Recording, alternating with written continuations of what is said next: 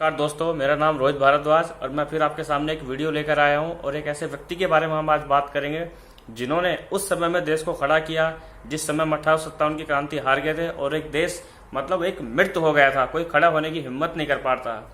उनका नाम बाल गंगाधर तिलक, जो एक क्रांतिकारी थे, जो एक अध्यापक थे, जो एक पत्रकार थे और जो एक इतने बड़े नायक देश के अंदर थे जिसको हम कह सकते हैं भूतो न भविष्यति, जिन्होंने देश को 4 सूत्र दिए। उस समय में सूत्र दिए जब हम बुरी तरह अंग्रेजों द्वारा शोषित किए जाते थे और पीटे जाते थे और हमारे अंदर फूट इतनी पड़ी हुई थी कि हम एक दूसरे को देखना पसंद नहीं करते थे। जैसे हिंदू मुसलमान दोनों आपस में बांट दिए गए थे और हिंदुओं में जात एकदम पात इतना बुरे तरीके से फैला दिया था अंग्रेजों ने, पूछो मत। और उस समय उन्होंने अंग्रेजों के लिए मुसीबतें खड़ी करी और देश को एक सूत्र में बांधा। उन्होंने लोगों से आह्वान किया नॉन कोऑपरेशन मूवमेंट, मीन्स कि अंग्रेजों का सहयोग मत करो। जिन्होंने आह्वान किया स्वदेशी मतलब अपने खुद के प्रोडक्ट यूज करो। जिन्होंने आह्वान किया खुद की एजुकेशन कि अपनी खुद की एजुकेशन बनाएंगे, हम विदेशी एजुकेशन नहीं लेंगे। जिन्होंने आह्वान किया कि सब कुछ खुद का हो, स्वराज मेरा जन्मसिद्ध अधिकार है, जिन्होंने नारा दिया। और राम प्रसाद बिस्मिल अपनी आत्मकथा में लिखते हैं कि जब हम उनको सुनते थे तो मानो एक तरह से हमारे मुंह से बोल नहीं निकलते थे कि बस उनको सुनते रहें सुनते रहें सुनते रहें।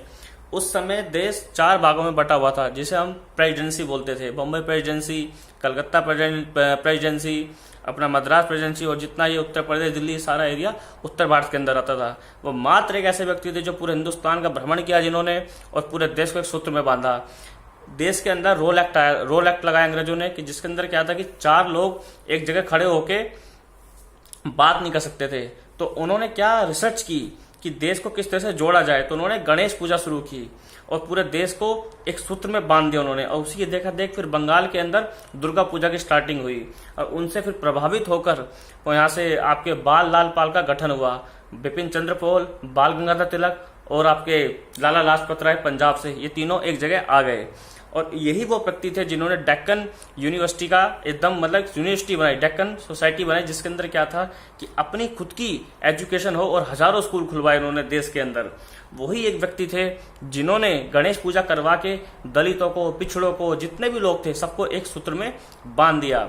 अंग्रेजों ने एक गठन किया जो उसका नाम था कांग्रेस। वो इसलिए बनाई गई थी अंग्रेजों ने 1890 में कि ये दोबारा से 1857 जैसी क्रांति ना कर सके, जिसके अंदर खाली कांग्रेस के लोग क्या कर सकते थे, अब पेटिशन डाल सकते थे, प्रेयर कर सकते थे और उनका जो उस समय राजा होता था जॉर्ज पंचम, उसके लिए गाना गा सकते थे।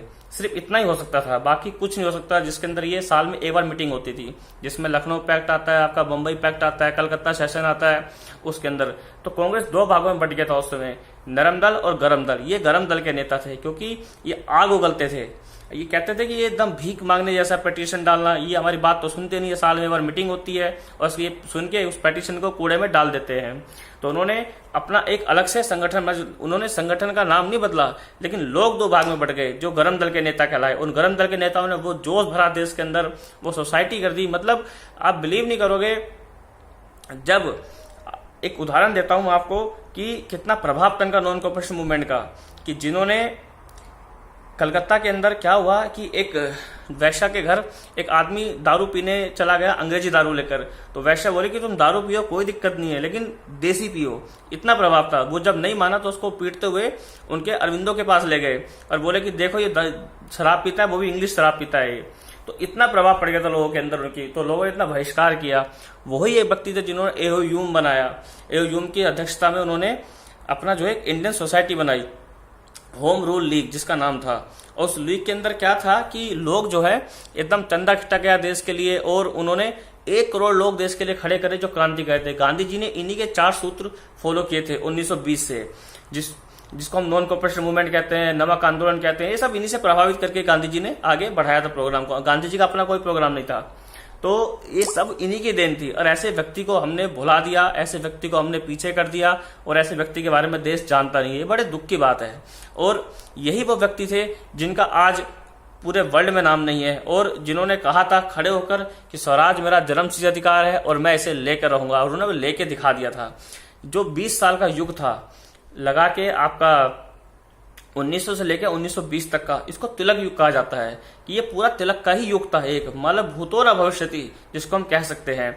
और जब 1905 में धर्म के आधार पर पहली बार देश का बंटवारा हुआ, बंगाल को अलग किया, 2 भागों में बांटा गया, तो यही वो व्यक्ति के जिनकी वजह से कि बंगाल को दोबारा से 1910 में एक करना पड़ा। जॉर्ज पंचम खुद आया देश के अंदर और बोल के गया, और वो उससे नहीं मिले जॉर्ज पंचम से, और इन्होंने जॉर्ज पंचम बोल के गया अंग्रेजों को कि ये व्यक्ति इतना महान है कि तुम इसको एक कर दो जो ये मांगता है। उसका मतलब इतना प्रभाव था तिलक का, और तिलक इतने मजबूत नेता थे कि जब वो